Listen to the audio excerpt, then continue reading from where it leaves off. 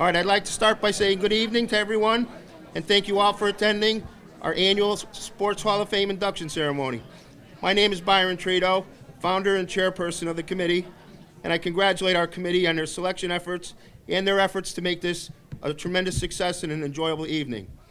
We're going to start with dinner and have the award presentations immediately thereafter, but at this point I'd like to call Vic Paradis up to say grace. I just want to welcome everyone here tonight. The family grows every year. This is a wonderful thing. And let's just take a moment and ask God to bless the food and our time together. It gives us another day and another year to be together. Father, we come to you and we thank you for all of our blessings, Lord. But we thank you for this food. We thank you for this committee. We thank you for these athletes. And we ask you to bless this time and make it special to all those that are here tonight. For truly we are bound as a family. And we thank you for this. In Jesus' name I pray. Amen. Thank you, Vic. Enjoy your dinner, and we'll start immediately after dessert. Thank you. All right, thank you very much. We'd like to get started. Again, I want to thank everyone in attendance tonight for supporting the Plainville Sports Hall of Fame and our inductees. It's a pleasure to have you all here.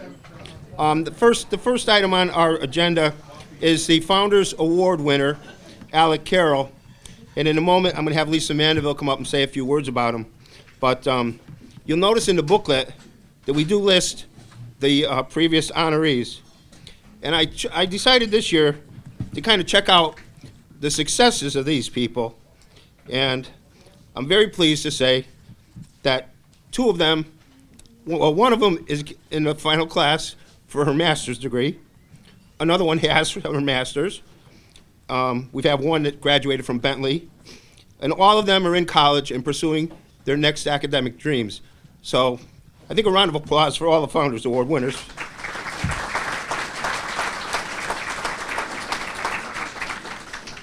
And at this point, I'd like to ask Lisa Mandeville to please come up and recognize this year's award winner, Alec Carroll.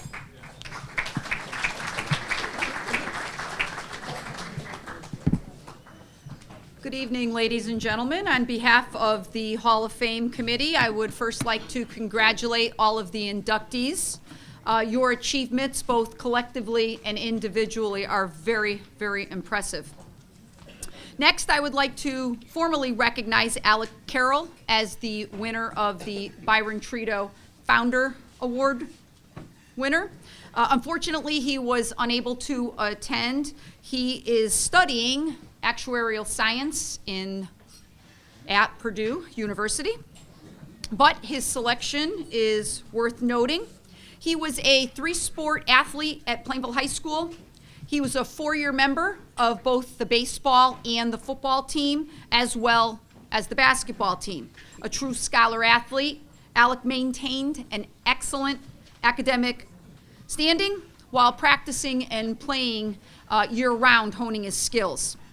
I have known Alec since his Little League days, but I would prefer to let his teammates speak about him. I could speak at length about him, but I thought coming more from his teammates, it was more worthy. So here's the quote from the 2019 Male Athlete of the Year. He said, "Alec was a great team player that always led by example. He always helped teammates when they had a question." For this and other reasons, he was selected as our 2019 Byron Trito Founder Award Scholarship winner. So we'd like to formally congratulate him at this time.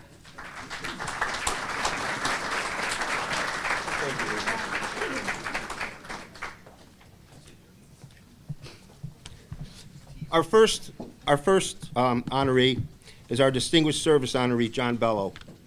John is well known to a lot of people in town for his professional successes, but I'm sure a lot of us are aware of some of the contributions he's given to the skateboard park, providing recognition for Jimmy Ross as a spokesman on the firefighter brand energy drinks, and many other things that he's done behind the scenes. John is the consummate silent philanthropist. No, I got the right guy. When he was in school, he was a consummate student athlete. He was one of the tandem, along with the redheaded marvel over there, John Mangan, who cleared the way for another Hall of Famer, Larry O'Meara, along with others. When you see the size of John and John, you'll wonder how these guys were powering through other teams. They did it just the way Bobby Morgan did it when he made All-State as a lineman from Plainville, who's another Hall of Famer. We were very fortunate in those days to have student athletes that were academically successful and driven on the athletic fields. John continues to support Plainville Township and kids through donations, through his connections with the NFL and Solby Beverages, as well as personal contributions. Many of those are done silently and behind the scenes, and out of respect for that, we're not going to go into a name of all of those things. When I talked with some of John's best friends, and they indicated that there's two events that he's most proud of. One is when he was able to bring Charlie Palmer, his coach who was ill when Charlie first got ill, he was able to bring him and his family to the Super Bowl, which I think any of us would be happy to do that for our coaches at that time. Another thing that he did that he's very proud of was when Tony Wyshynski was Santa Claus, and I think anybody from Plainville remembered that. John was behind the scenes supporting that with gifts and presents and financial support to make sure that Santa was Santa. In spite of his professional successes, John feels his most prideful success is his family. He's been married for 50 years to his college sweetheart, Nancy. They have 3 children, Lauren, Lindsay, and John, that have given him 4 beautiful grandkids, one of whom I've had the pleasure to talk to already tonight. Good stories, I have to tell you, good stories. But with this, I'd like to ask John Bello to please come up and be recognized as the 2019 Distinguished Service Award honoree for the Plainville Sports Hall of Fame.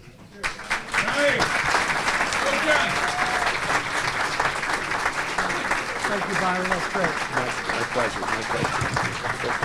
Thank you, everybody. Thank you, Byron. Thank you, Michael. Thank you, Dan. I've been given 7 minutes to talk. I'm going to do what I need to do, because what are they going to do to me? Send me to Vietnam? Been there, done that.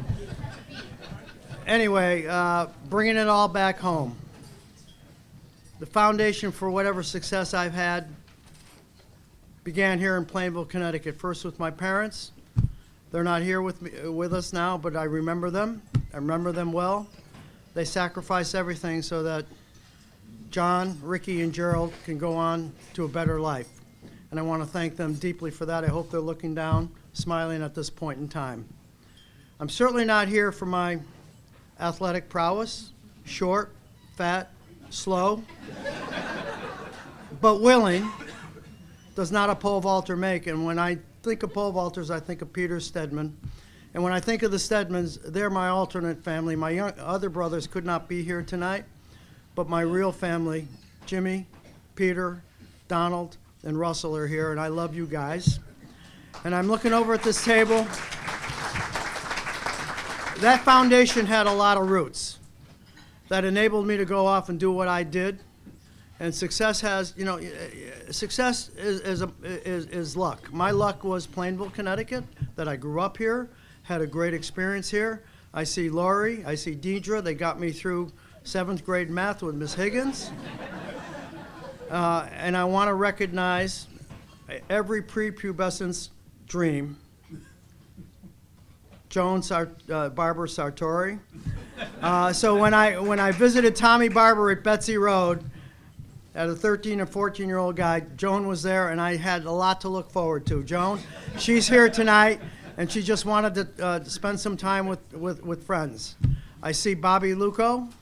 Bobby Luco and I, with a little help from your friends, I helped him in calculus. We rode around in his TR. We had a great time. I see Bobby Morgan, a quintessential lineman, 150 pounds. He kicks some butt. I remember seeing him playing at Central Connecticut State College, doing one-on-ones. The guy was little, the guy had heart, and that's what Plainville really is. I see Tom Marino, Tank Marino. He almost drowned me at my country club, the Sherman Sand Pit, because that was our country club, if you all recall that. There's Larry Amera out there. I blocked for Larry Amera. I pulled out, and he would pass me going around the end, and I would watch him run into the end zone. It was all good. Michael Moore, great athlete, made everything look easy.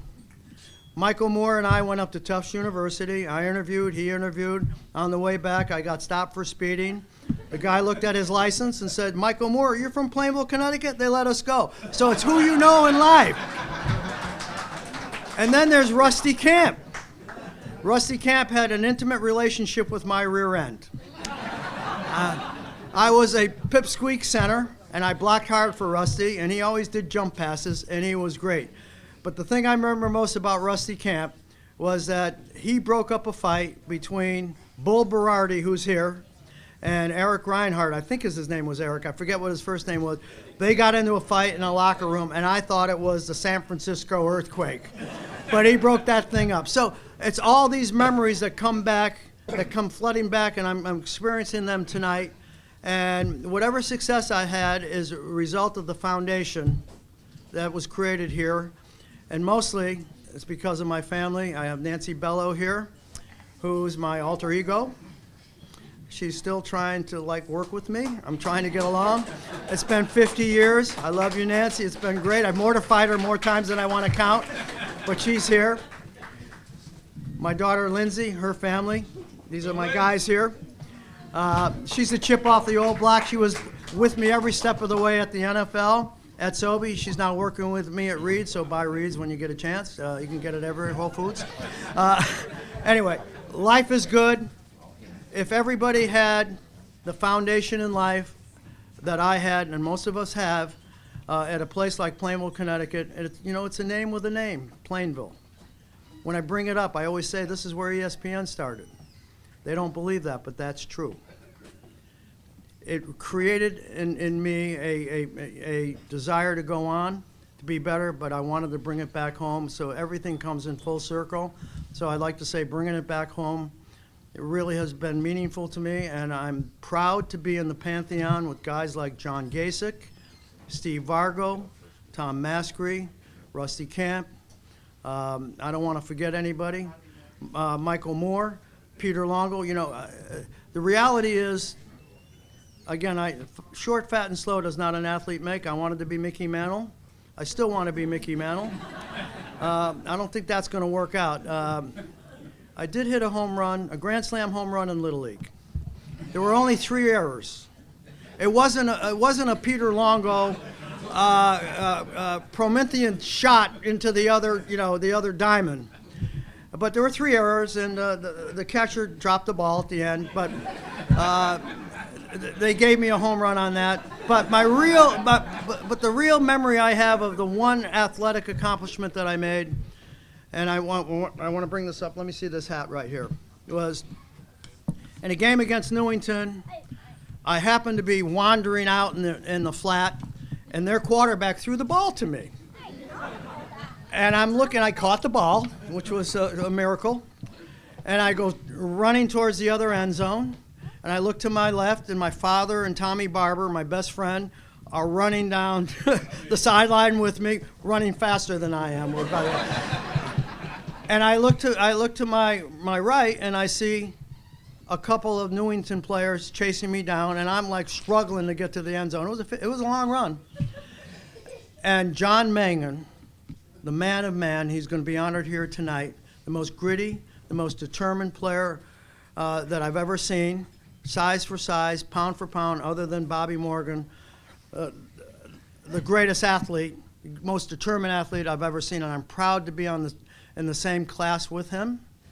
And Earl, it's just fabulous. But he made the block that sprung me into the end zone, and I talk about that incessantly for anybody that will listen. Anyway, and that's why I'm in the Hall of Fame. Anyway, I want to thank everybody. It's been a great night. I love doing this. I've come in every year, and God bless us all. We're lucky that we grew up in Plainville, Connecticut. Thank you very much. John? This is what will be permanently in the Hall of Fame showcase, and you'll be getting an individual award as well. Anyway, so- All right, you can take this to the table if you want and Thank you share it. very much. Thank you very Byron, much, John. I love everything that you're doing. It's a pleasure. Thank you. Let's get a shot of the two of you. Okay. Okay. All right. We got to get my kids in here. They can get in here too. Sure. Absolutely.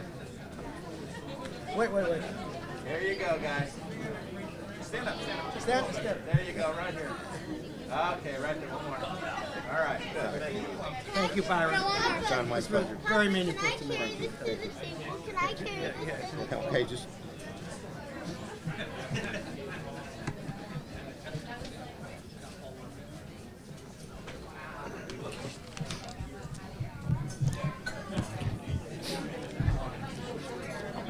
Our next nominee is known as the Red-Headed Marvel, John Mangan. John Mangan was one of the few people in the 21 years of the Sports Hall of Fame. He is one of the very few linemen on a football team that had his picture in the paper and had an article written about how he played, as John said, with grit, determination, and Charlie Palmer once said the only way to stop him is to kill him. John was that kind of guy. 3-year letterman, just a tremendous lineman, blocked and made the way for Hall of Famers like Larry O'Meara, Peter Longo, Rusty Camp, Frank Acousti, and several others.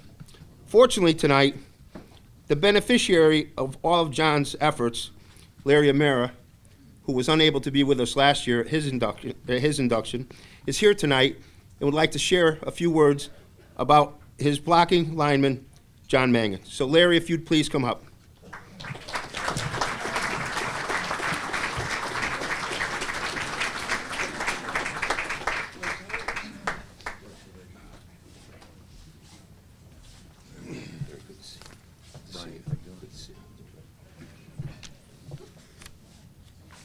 I have some notes because I was told I can't speak too long, and I can get long-winded. But anyway, good evening, and it's a pleasure to be here tonight. Last year, as Mr.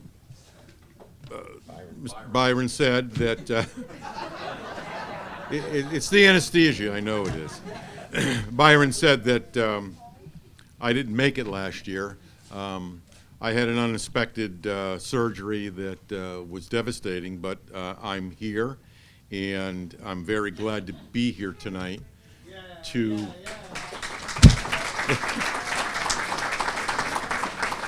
That's an applause that I didn't get last year. Thank you. So first, I'd like to congratulate all of the people that were in the 2018 class that I wasn't here to thank. But thank you for the 2000 class of 18. And also, this year's inductees, I'd like to congratulate all of the inductees for this year also. There's a couple of shout-outs that I want to mention is, one of them is John Bello and John Mangan, congratulations. I want to personally say that up front. And also Phil Manarino. Well, this is interesting because Phil, I have firsthand knowledge of Phil's coaching ability, okay? He not only coached a niece, Kim Arcari, in softball at Plainville High School, but he also coached my daughter in soccer at Eastern High School. Phil, great job.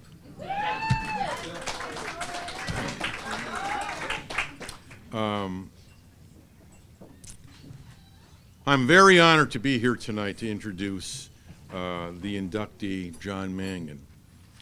He's a teammate, and he's a friend, and like Coach Palmer said, he's the red-headed marvel. John, where are you? I can't see you right now. Where are you? Here you are. Okay. I need to know where you are. Okay. My role as a running back was to count on linemen. It was interesting when I was a sophomore. Dougie Lawson, Richard Berardi, well, he was not a senior, but Bobby Morgan. But all those guys that I was playing with and trying to be on that team in the beginning of the year, the preseason, they basically taught me a lesson. And the lesson was this: you're a running back, but you're nothing without this line. And so they had a little scheme set up. We would scrimmage each other every once in a while. Now you can't scrimmage anybody in the new football rules, but we would scrimmage maybe 2 or 3 times a week. And one of the things they did was the offensive guys didn't block. And when you had guys on the other side like Louis DeFrancisco that would hit you like a ton of bricks, would make you understand what linemen, their role was. So I learned right away to kiss every lineman's ass, okay, and make sure that I got along with these guys. But no kidding aside, I'll give you another example, Bobby Morgan, and this is where John came from. Bobby Morgan was an all-state lineman. He was the kind of a guy that he would stand somebody up if the guy was 220 pounds or 150 pounds. He'd stand him up and give me a chance to get by him. I was really quick off the ball, and I only needed 1 second, and that's what I told Bobby, and I was gone. But Coach Palmer had to now, Bobby graduated. We didn't want you to graduate, Bobby, but you did. Coach Palmer had to find someone to fill his position. And in doing that preseason, he worked with a lot of different guys, John Mangan filled that bill. We had a lot of scrimmages, and one of the scrimmages that we had every year was with New Britain. Anyone that knows New Britain, they were like twice our size. But every single year, hard hitting, every single year they would scrimmage us and beat the living crap out of us, okay? But it made us tougher. And one I think is our senior year, I'm just digressing a little, but John Mangan talked Jimmy Ross to go out for football. And Jimmy Ross never got permission to go out for football. His father would never sign. John's the one that convinced him to sign, so he forged his name. And there we are at New Britain scrimmaging this tough team. Well, they broke his leg, and John probably will tell you that was the end of Jimmy Ross. His father just couldn't believe it. In fact, John was saying one day, soon after that operation that he had, and he was severe. He had a compound fracture in his leg. John goes over, he's shoveling snow, and Jimmy says, "Well, I got to shovel snow. I have a broken leg, but my father said I've got to shovel it anyway." So, true story. So anyway, in August of '62, Coach Palmer came up with John Mangan of being the right guard for Plainville High School. And he overwhelmingly showed Coach Palmer, that he had the intensity to have that position and do it very well.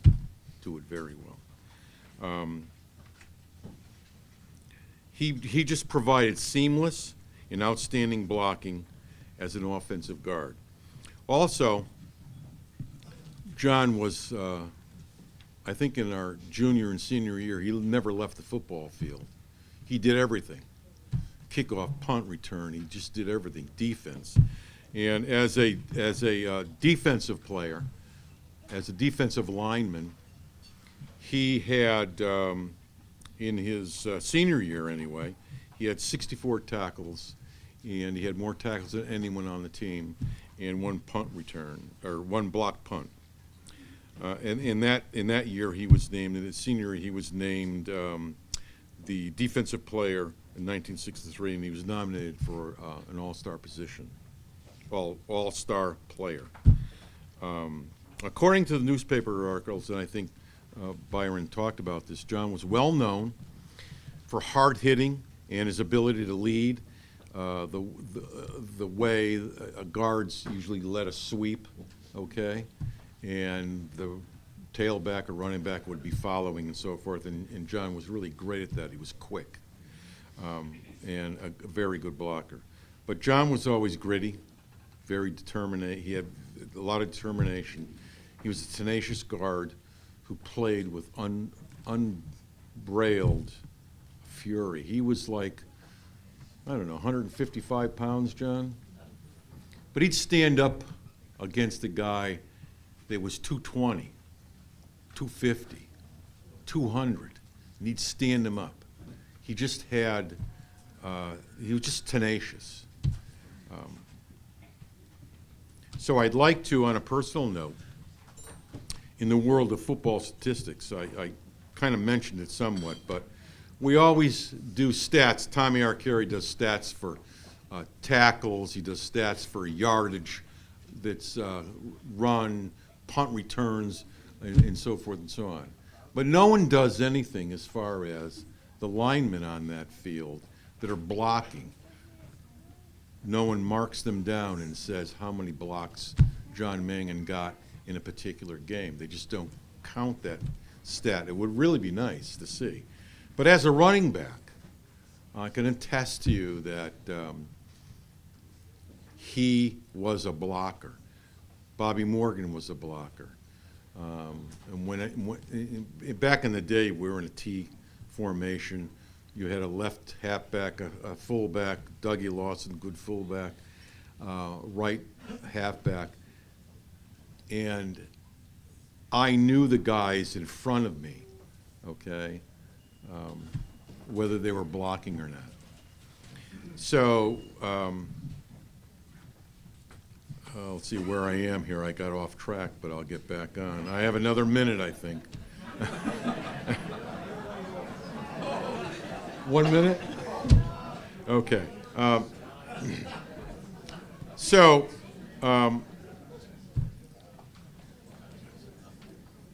again, John Mangan was part of the community. He spent 30 years as a member of the Plainville Volunteer Fire Department and reached the rank of second assistant chief, giving back to his community. So John has always been one of those guys that worked hard, gave back to his community, cared about people, and John, in my view, was a valued teammate to all and truly deserves to be inducted into the Plainville Hall of Fame. John, come on up.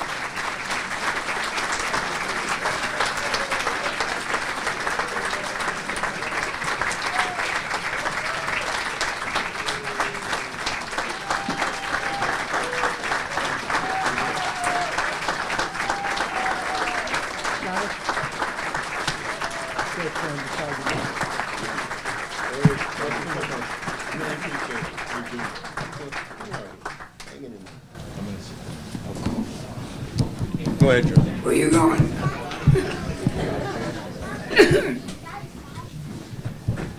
I hope you can understand me. I had a little problem years ago here. I want to thank everybody that came. I want to thank the committee for this great honor. I want to thank my family, especially my wife, that's been at my side. He's been standing by me for years. All my friends. I don't know where to start. Larry, well, wasn't here last year. And a lot of new faces here. But there's a great athlete right there. And I had a chance to block for great athletes. Rusty Kemp, Pete Longo, and Frank Acousti. And of course, my buddy, my teammate, my captain, Larry Amara. Everyone, Hall of Famers.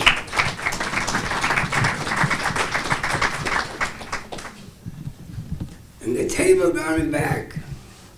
Can you hear me, Louie? Thank you. That's the McDonald Morning Coffee Club.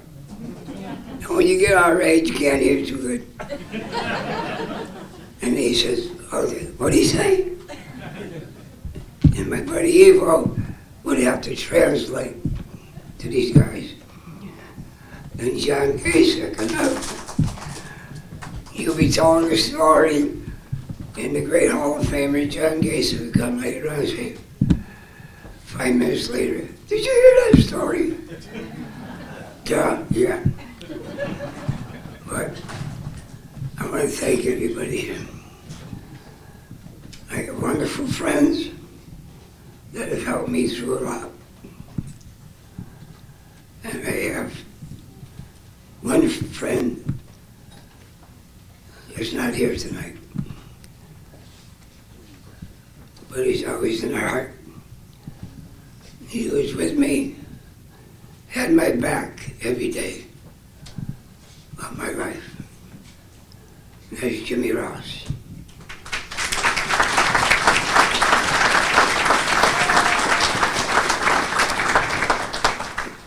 Now there's a real friend. Unbelievable. He was with me, had my back in the fire service since high school. Always pushing, John, you gotta do that, you gotta be better. And I think if it wasn't for him, I wouldn't be standing here.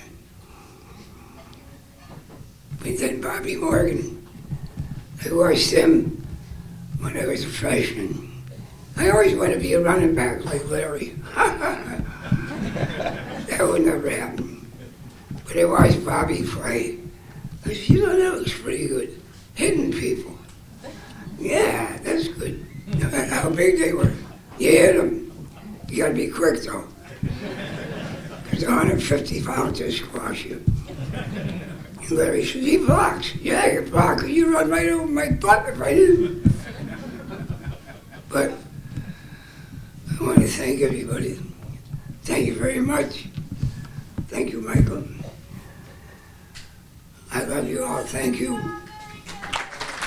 Johnny, hold on. We're gonna get a picture of this. This is your plaque. This is your plaque. Hey, standing ovation, kid. You can take this. This is what's gonna hang in your school, but you take it to the table now, and then you get it back later, and you get a separate one. Thanks, John. Congratulations. Thank you. You want home with us?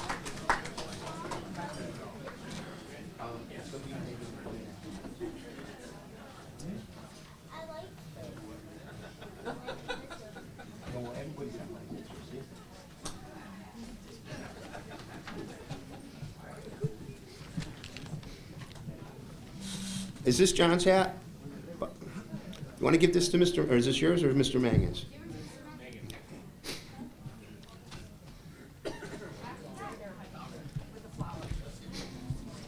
All right. Our next inductee is Coach Phil Manarino.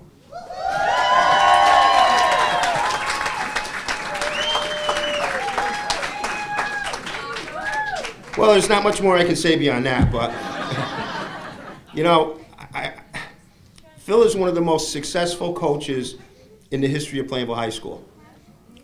To accomplish 300 wins, in spite of John Benoit umpiring behind the plate, is a tremendous accomplishment. Didn't think I saw you, did you, John? And Phil was the varsity head coach of the girls program for 22 years, And everybody loves to hear about the wins. And wins he had, over 300 of them. I believe he and Bob Freemuth are the only coaches in Plainville history to accomplish a 300 number, and Freeman is beyond that. Of course, he coached a lot more years, but that's okay. But Phil's teams won 6 league championships, were finalists in the Class M state tournament, but probably the most important accomplishment that he had was he had coached 10 all-state players and 50 all-conference student athletes. That's a tremendous accomplishment. And probably one of the better accomplishments that he has is his former players that showed up to support him tonight. So that says a lot for coaches. And while he was doing this, he was also coaching soccer at Bristol Eastern. And between the two sports, he had over 450 wins. That's that's an unspeakable accomplishment. I mean, I can't even imagine that. But I was fortunate enough to watch Phil coach softball because my daughter was in junior high, and I wanted to see how the program was going to work. And I was watching it and going, this is going to be good, this is going to be good. And my daughter went in freshman year and he retired. So I never got to have the experience of having my daughter play for him, but she was fortunate enough to play for Jen, and they had successful years under her. So the softball program was in good hands with Phil, and in good hands. He passed it off to Jen. It was a still strong program, and that's another accomplishment. Some coaches leave with the cupboard empty. Phil did not. The cupboard was full. So after teaching 35 years in the system, I don't know if he had enough coaching or enough teaching, but he retired.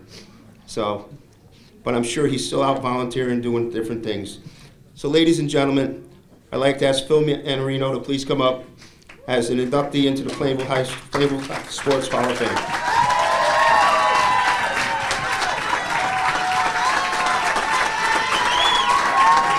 Congratulations, Phil.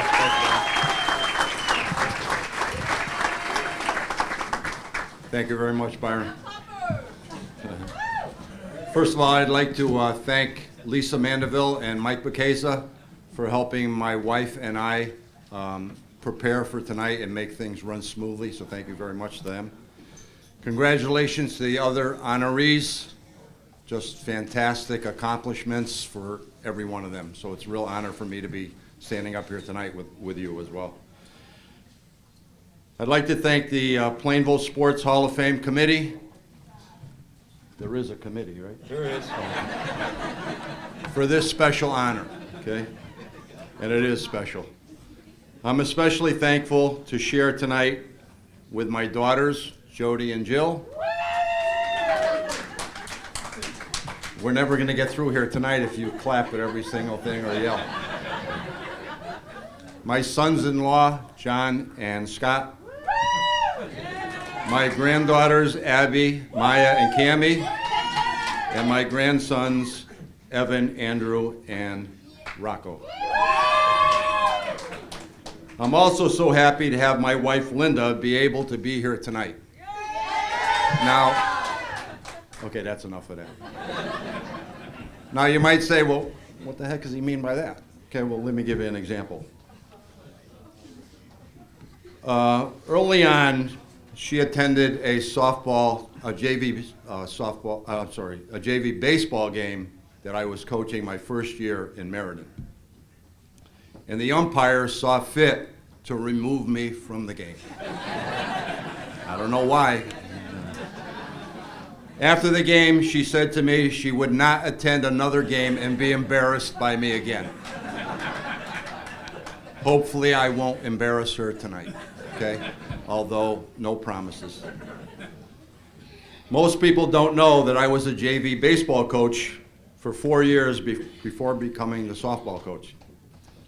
And I want to thank Ron Jones for that opportunity. I learned a lot. Yep.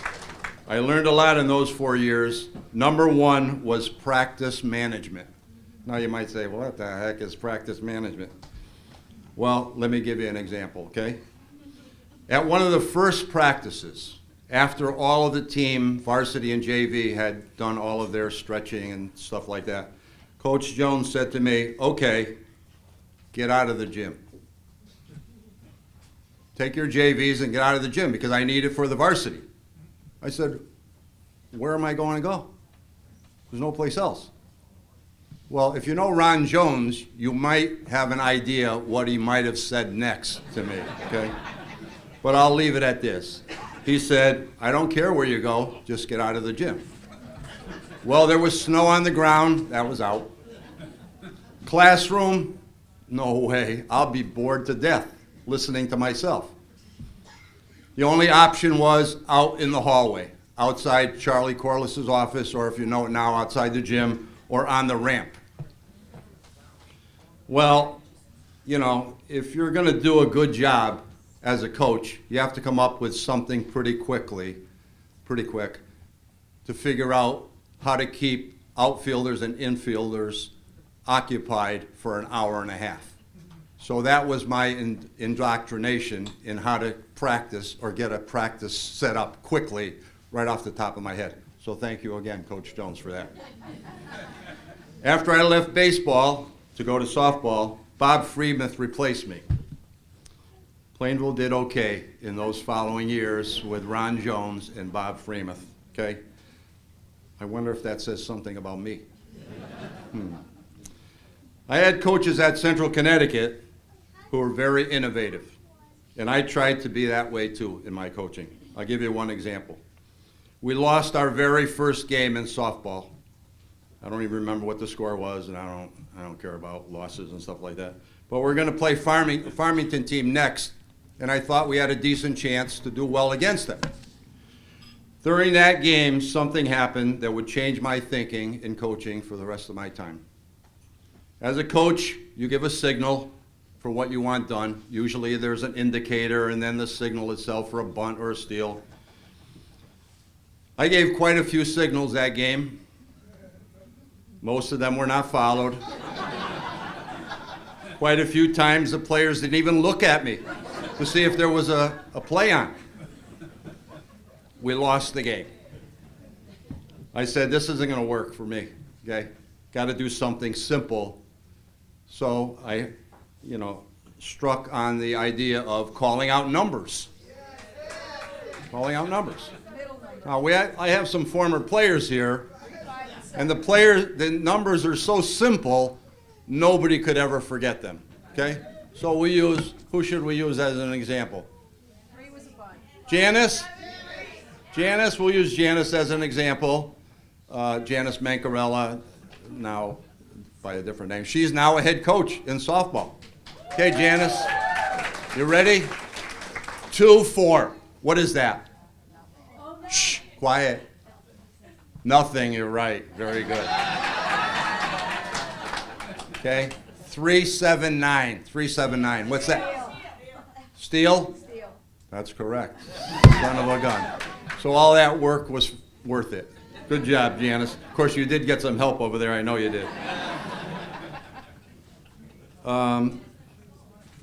When I used that system, the players wouldn't even need to look at me anymore, which I figured was pretty good because maybe they didn't want to look at me in the first place. They could get in the hitting stance, they would hear the numbers and know immediately what was going on. And that system worked for the rest of my time coaching at Plainville, and it even expanded into other things like defensive plays and stuff like that. There are a number of my former players here, like was mentioned before, and it's great to see them again. Can we have them stand up? Lisa, come on, Lisa. Because it wasn't for them, if it wasn't for them, there's no way I would be here tonight, okay? Thank you. We were blessed at Plainville to have some excellent players, all state caliber players, all conference players, and quite a few sister acts from the first year that I coached to the last year, and we have one sister duo here tonight. But mostly we had student athletes who just wanted to have fun playing softball, to work hard, hopefully get better, and help their team. I can honestly say that I loved coaching softball at Plainville. Every year presented a new challenge, where to put the players in positions that would make them successful. Always successful? No way. That didn't work all the time, okay? But we do the best we can, just like you would expect your players to do. Besides Charlie Palmer, who hired me reluctantly because I wasn't teaching at the high school at the time, I was fortunate to have two great ADs, Greg Ziogas and John Zadnik.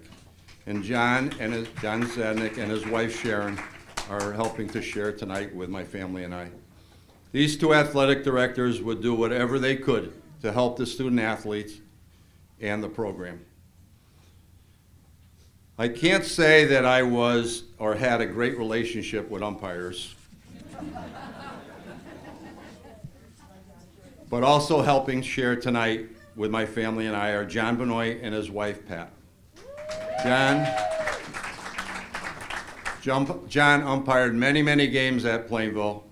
He was always consistent, completely competent, and always in charge. And can't ask any more of an umpire than that. We have also been blessed to have some wonderful assistant coaches in softball. Hopefully I don't forget anybody. Cindy Birdsall, Wayne Zalaski, Bob Stewart, Lisa Mandeville, Danelle Daigle, and Amy Bisson. Thanks to all of them for their many years of service to the players. I would be remiss if I did not mention Tom Arcari, statistician extraordinaire, keeper of the scorebook for the last 15 or so years after Kim played for me. And, you know, sometimes the stats that he gave me, I didn't want to see, you know. But there were stacks and stacks of them. He gave them to the players as well as to the AD. The only thing about that was he had to listen to me bemoan anything that went wrong during the game. I also have a shout out to Court and Jane Wilson, who are also here sharing tonight with us, with my family. It has been mentioned that the teams that I coached had or maybe you didn't mention that. Well, you should have. Or maybe you did mention that. I wasn't paying attention. That's possible. Okay. Teams that I coached never had a losing record at Plainville. That isn't to say it was easy. The players should justifiably be proud of that record. And sometimes it was questionable whether we were going to even make the tournament that year. But to their credit, they rose to the challenge, which is all you can ask for as a coach. So thanks to all the players who played softball at Plainville High School. I hope you had a great experience. And thanks again for the committee. Well, special thanks. Congratulations. Thank you. We're going to picture you with that.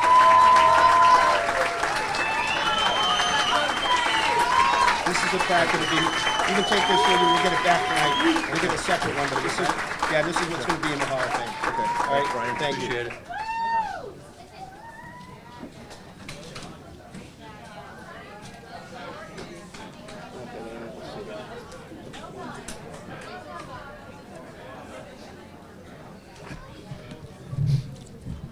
Just as a point of clarification, Phil, there is a committee.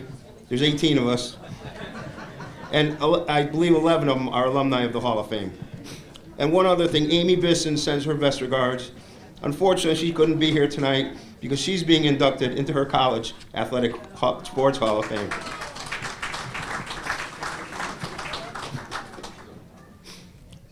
Our next inductee, Rosemarie Havilevich Dugas.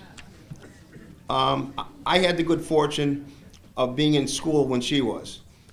When she comes up, you'll notice I look a lot older than she does. But she was only 1 year behind me. Rosemarie was the consummate student athlete and one of the groundbreakers for women's sports at Plainville High School. In the 70s, sports were just starting. There weren't a lot of activities, but she was part of the ground floor on all of it, and she excelled in every sport. She was a three-sport standout, excelling in tennis, basketball, and volleyball. She was captain of the tennis and volleyball teams, and just was the person that everybody looked up to. She was academic, she was athletic, and she was a leader. I have to say that I got a phone call from one of your original neighbors as a kid, Charlie Deegan, to tell me how you certainly deserving you are, because when the kids were trying to play baseball, they had to recruit you to play, and you were just as good, in fact, sometimes better than most of the boys. But in Charlie's words, you could never be catcher because you were too pretty. So Thought that's a pretty good compliment from an old neighbor. But Rosemarie has continued her athletic skills after high school, college, with playing tennis, coaching, and demonstrating her love of sports throughout the years. I'd be remiss if I didn't recognize her academic accomplishments. They're all listed in the program book, and many of them, when I was in high school, I heard of, but never dreamed what it would be to accept those. And Rosemarie, again, was the consummate student athlete who was a very deserving member of the Plainville Sports Hall of Fame. So Rosemarie, I'd like to have you come up and be recognized as our newest inductee into the Plainville Sports Hall of Fame.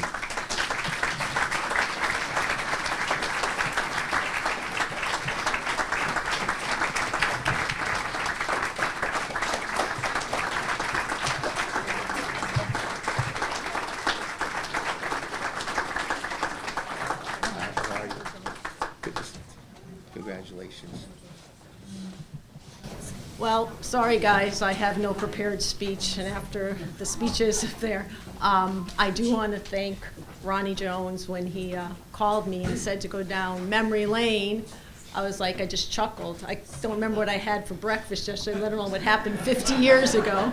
So thank you, Ronnie, for making it your mission in life to induct me. Something to cross off your bucket list. And it is true. In the 70s, girls' sports weren't that big. Was just a large part of my life. But I grew up in an all-boy neighborhood, my sister and I, and it was survival of the fittest. I was always picked one of the first, even over some of the boys, which is kind of cool. But I do want to, I've heard Charlie Palmer's name a couple times today. Charlie really did take care of me when I was in high school. He was a great guy, and I had the honor and privilege of taking care of him in the last couple days of his life, which was pretty special. I'm among a lot of great friends and family, and thank you for supporting me. But a lot of the previous inductees, my brother was inducted in 2000, Jeff, and my cousin Randy was in 2015, so I'm among some good fellows there. The neat thing about this award is every time I get mentioned Hall of Fame, my husband gives me a little curtsy. So there's a positive there. So that's it. I'm short and sweet, just speaking from the heart. Thank you to the board for making this day special. And I'm just having a little hard time here. That's okay. My dad was unable to be here today, so I want to, in honor of my dad, accept this award. So thank you again. I'm humbled and honored by this award. Sorry guys, I can't speak about the football. This is the actual plaque that you're hanging out of. And you can take it back to the table and then just leave it back at the end of the night. And we're going to have another award for you afterwards.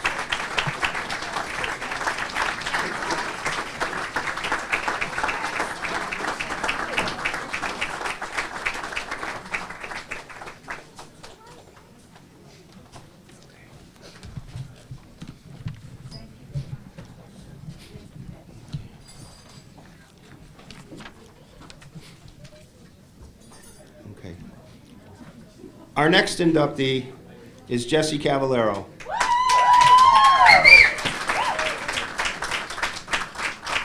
Again, I had the good fortune of watching Jesse play soccer with one of my sons. Obviously, Jesse was a lot better, but that didn't change. I got to enjoy watching Jesse on the soccer field, and he truly was a tremendous soccer player. Certainly earning all of the accolades that he got as captain, Connecticut All-State second team, and member of the Connecticut Olympic Development Team, and receiving Northwest Conference honors 3 years in a row. Jesse was the midfielder, but which is midfield, he's all over the place. And he was like the ever-ready bunny, and he didn't want to be stopped, and he wouldn't be stopped. And he was a key contributor to those teams during those years. And I have to say, Jesse, it was a pleasure to watch you. Now, as far as wrestling goes, I never saw you wrestle. I don't know what you did, other than what I read. So, compliments of that, I thought it would be best if I had your wrestling coach, Sean Kelly, come up and say a few words about your wrestling, because that truly was your number one sport in high school. So Sean, if you'd please come up.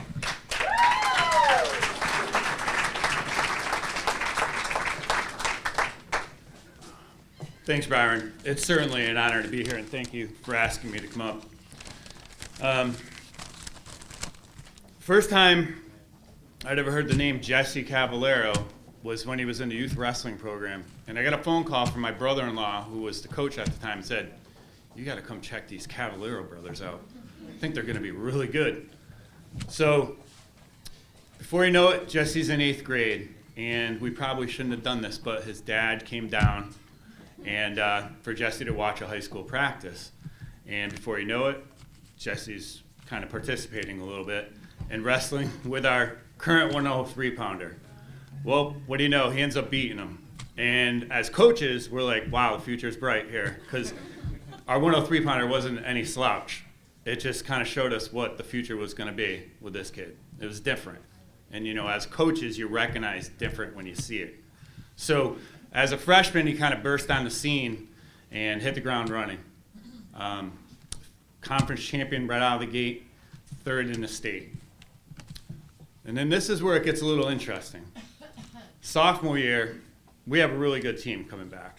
But one of our teammates is moving over to swimming. He's had enough with wrestling, and he's transferring to swimming. And the rumor has it, and I, to this day, don't know if this rumor is true, but the rumor was that he was recruiting Jesse to switch to swimming. I knew his dad wouldn't have let it happen. But as a coach, I was like, wait a minute, this can't happen. But we were really worried for a little while there. But fortunately for everybody, he didn't go in the pool. And from what I understand, that was the best decision of his life, because he still sinks like a rock. So he chose the right sport. But sophomore year, the kid had a career that most wrestlers would have, that year alone would have been enough. That would have like made your career.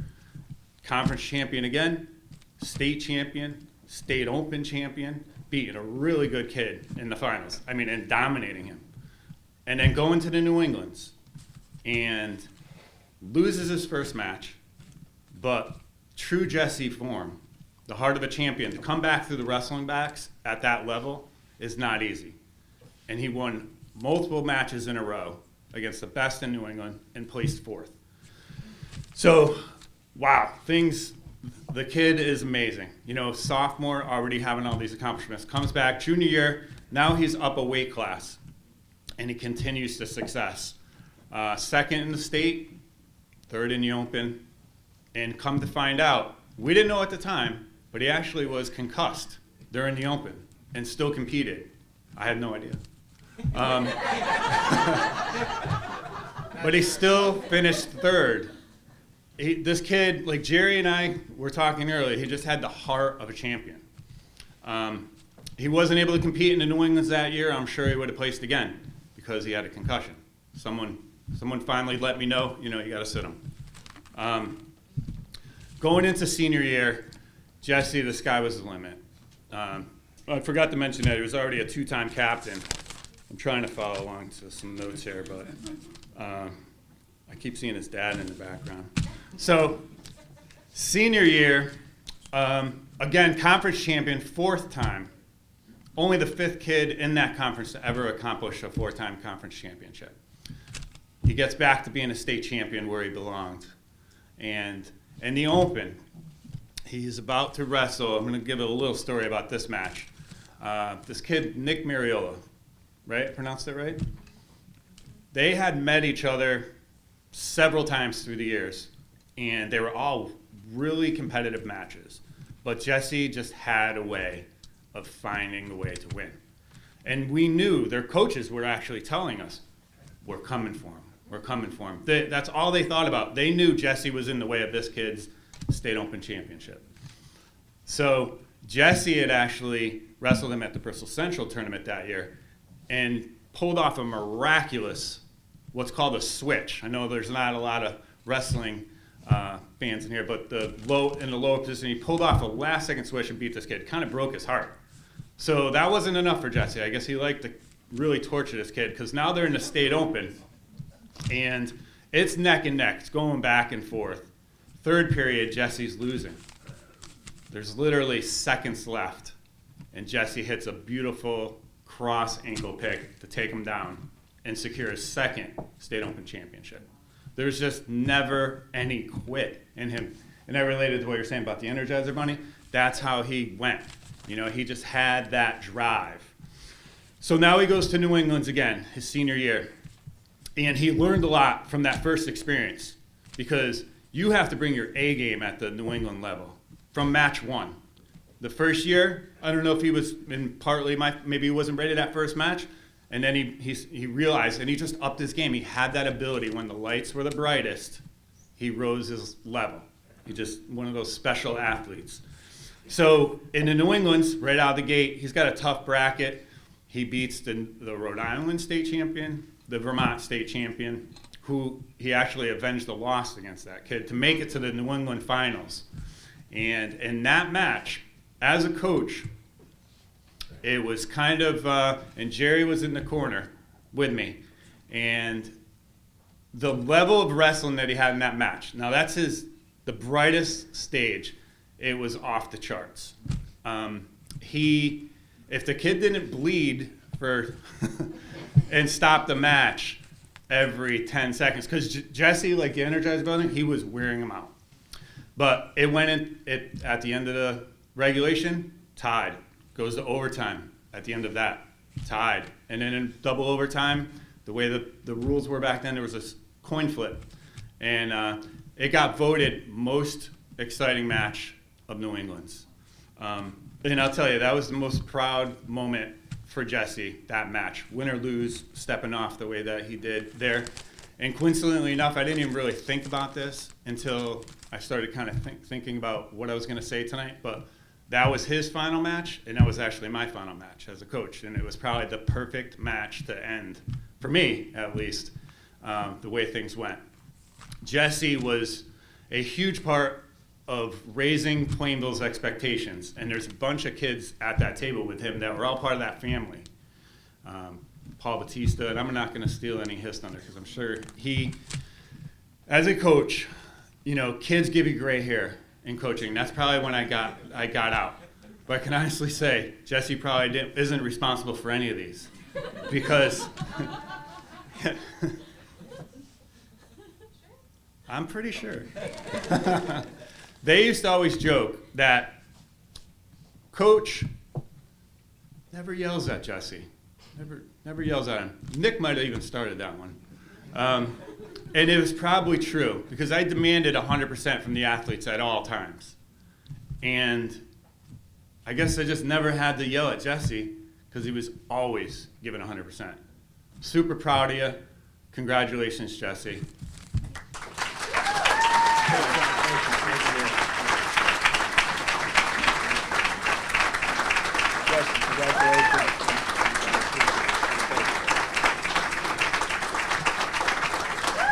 Thank you.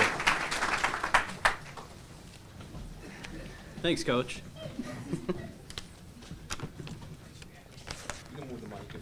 Yeah, I might need to. So, for everyone who doesn't know Sean was the Plainville wrestling coach from '97 to 2004. Sean is in the Connecticut high school wrestling record book with 110 wins in his short 7-year career. But to me, he means so much more than just a coach. He was dedicated, knowledgeable, passionate, and occasionally broke a clipboard or two. We have formed a strong bond still remain close to this day. This is a tremendous honor to be inducted with such a prestigious class, so thank you and congratulations to my fellow inductees. I'm humbled to be included with such a distinguished group. I have plenty of stories that would fill up the whole night with laughter, but I'm trying to keep it short. But come see me after, and we can share a couple funny stories about the good old times. I want to share my appreciation for some of the people who really helped me get where I am today, not only athletically, but as a person as well.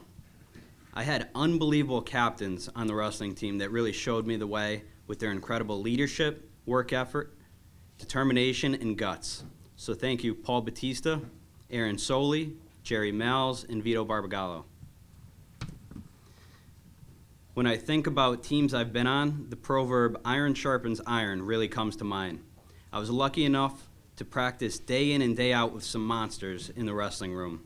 Most days, the practice room was harder than the matches. Some of those wrestling partners I practiced with were Aaron Soli, an All-American, Jordan Benson, a state runner-up, Ton Tron, a state champion, Vito Barbagallo, a state champion, my little brother Nick, a state champion, and a state open champion. We also had some incredible talent on our teams with countless state place winners, as well as an Olympic-level judo practitioner in David Chapman.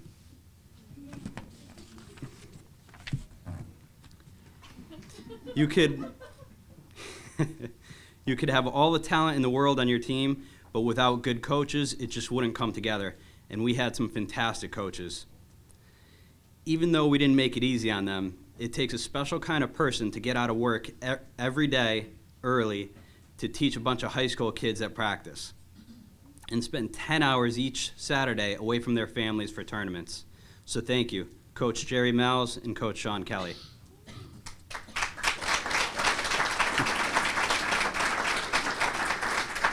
Going back to we didn't really make it easy on our coaches, one time we had the great idea on a half day to go out to lunch as a team. Where better than China Buffet? We were so competitive as a team that a simple team lunch turned into an eating competition right before practice. And boy, it wasn't a pretty practice. Despite these antics, none of us would have been able to achieve what we did without the dedication and passion of these coaches. Thank you. Not too many people actually know why I started wrestling. It's a short but funny story. In middle school, my dad asked if I wanted to go to the Bristol Boys Club to try wrestling out. He wrestled for Plainville High School and really wanted one of his sons to as well.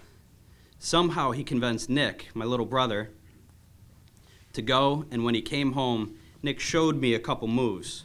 Ended up beating me up, as brothers do, of course.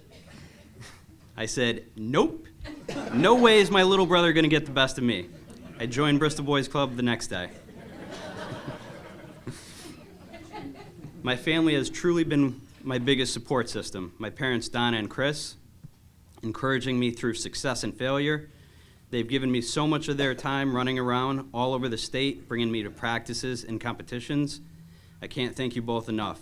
And my siblings, Nick and Christina, who were always there rooting me along every day. Even today, Nick flew in from Denver just to be here tonight. I guess the whole iron sharpens iron applies here as well with my siblings, because we were always in competition with each other. And to tell you the truth, my little sister always came out on top. Also, my extended family played a huge role into shaping me who I am today, so thank you all. One of my aunts actually yelled at one of the refs during a match because she thought the other guy was hurting me. Not just any match, a semifinal match at the State Open in front of hundreds of people. It was hilarious. My grandmother, who was affectionately known as Nani, elbowed her really hard and yelled at her, "Stop it!" Still cracks me up. My whole family was always so involved with us all the time with sports in our lives, it was amazing. My grandparents, Clara and Peter Salino, who couldn't be here with us tonight, were actually proclaimed the Plainville Wrestling's adopted grandparents by the Board of Education. How cool is that? So thank you to all my coaches, teammates, family, and friends who supported me through high school and college sports and are still supporting me today. And I want to express the deepest gratitude and appreciation to the selection committee, thank you, for inducting me into Plainville Sports Hall of Fame. This is a very special honor. Thank you. This is the actual plaque that's going to be in the showcase. So you take it to the table and we're going to get a picture after. Okay, we're going to get a shot now. Thank you. Thank you. Jesse, congratulations. Appreciate it.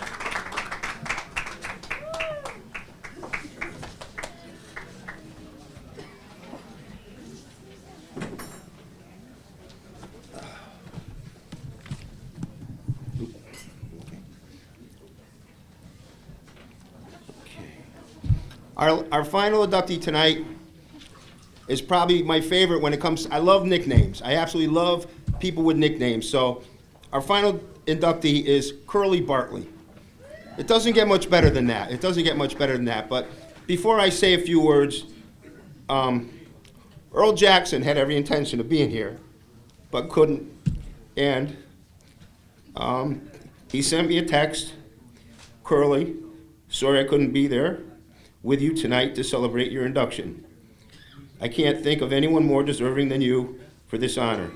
Congratulations, my friend, and thanks for all of your contributions to the great teams of 1962.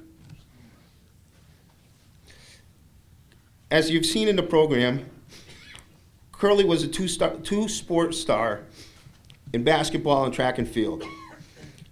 On the hardwood, when I talked to Curly, he talked about how hard the team practiced and how much that meant to the success of the team. And one of his comments was that when he was defending Earl, I got more elbows and hits in the head in practice than against any other team that we played, because Earl believed the ball was always his. And obviously, Curly's contributions, not only in practice, but on the hardwood during the games, helped them to the state finals as a team. As good as he was in basketball, track and field was really where he left an impressive mark as a four-year letterman.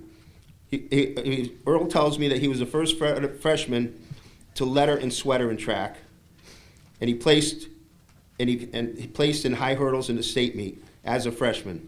He lettered all 4 years in high hurdles, high jump, long jump, and was elected captain in 1962. And he was one of 5 members of the 62 track and field team to qualify and place on a New England's meet at Bowdoin College in Brunswick, Maine. Curly played on 4 consecutive state championship track and field teams where the team won 48 dual meets. Curly contributes his successes to his coaches, to the practices that they had, and to the teamwork and the closeness of those teams and his successes. After high school, as we've read, Curly was in the service for 2 years, and in Vietnam, one day, he actually ran into Earl Jackson, which, I mean, just, who would have thought that could have happened? But they got to enjoy a little time together, and then the next day, off he went. Curly is retired. He lives in Florida. I'm very pleased that he, his wife, and his daughter made the trip up here to be honored tonight. So, ladies and gentlemen, I'd like to ask Harold Curly Bartley to come up as our new inductee into the Plainville Sports Hall of Fame.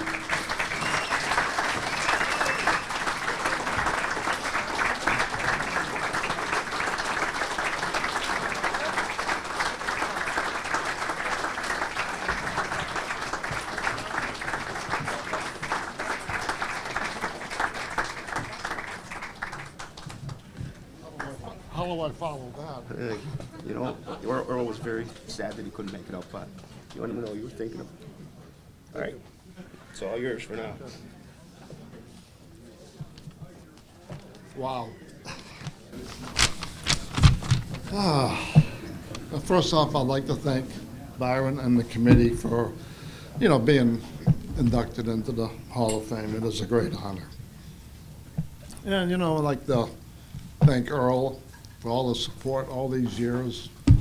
We always had a great, it all started back in Broad Street School in the 3rd grade. We started playing sports then, and ever since we've been like that. This was bad. Yeah, I'd like to say, and then our senior year, there was several of us that placed in the state meet and went on to the New Englands at Bowdoin College in Brunswick, Maine.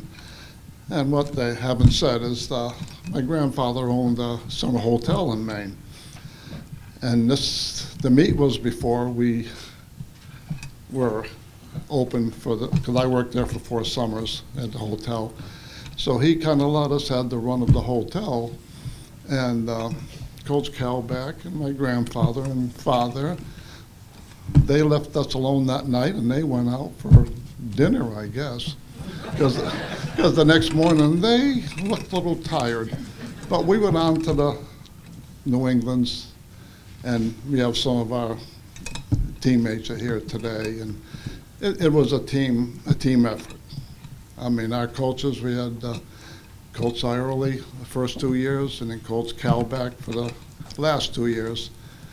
And boy, they worked the hell out of us, but it all paid off. You know, we never lost a dual meet in 4 years, 48-0, and they taught us so much about teamwork, working together. You know, and and to this day it sticks. Whenever something isn't going too good, I said, what would Coach Calback say about this? And I said, oh, okay, this is what I'm going to do. But I mean, it was just a great honor, and this is a great honor. I appreciate the committee and everyone involved. So just short and sweet, and I'd like to thank my wife of 51 years, Betty, and our daughter Bethany. Thank you very much. I appreciate it. Thank you. Let me get a picture here. This is the actual plaque that's going to be in the showcase, and you get to take it back to the table, and then we'll kind of go. Okay, we're going to face it down. Okay, okay.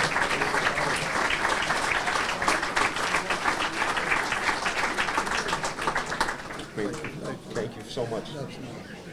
Thanks a lot. My pleasure. My pleasure.